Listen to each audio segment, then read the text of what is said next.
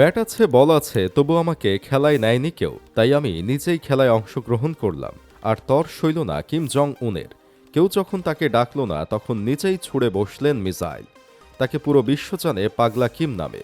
তিনি একবার বলেছিলেন, আমার অফিসের টেবিলের নিচে এমন সুইচ আছে যা টিপলে সরাসরি মিসাইল গিয়ে আঘাত হানবে আমেরিকায়। তিনি যেমন কারো ধার ধারেন না, তেমনি কাউকে মানেন না। কিম এমন এক বিশ্বনেতা যিনি বিশ্ব দরবারে খেলতে সবসময় মুখিয়ে থাকেন, কিন্তু দুর্ভাগ্যবশত তাকে কেউ খেলায় নেয় না, কিংবা ভয়েই তার সাথে কেউ লাগতে চায় না। কিমের আচরণ যেমন পাগলাটে, তেমনি লাইফস্টাইলও পাগলাটে। কিমের বিলাসী জীবন চলাফেরা হার মানাবে বিশ্বের যে কোনো প্রেসিডেন্টকে।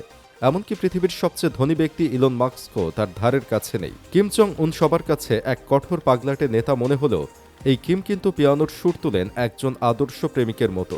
ডেনমার্কের থেকে মানসম্মত পোর্ক, ইরান থেকে ক্যাভিয়ার, চীনা তরমুজ আর গরুর মাংস থেকে তৈরি জাপানের অত্যন্ত সুস্বাদু কোবে না হলে তার চলে না।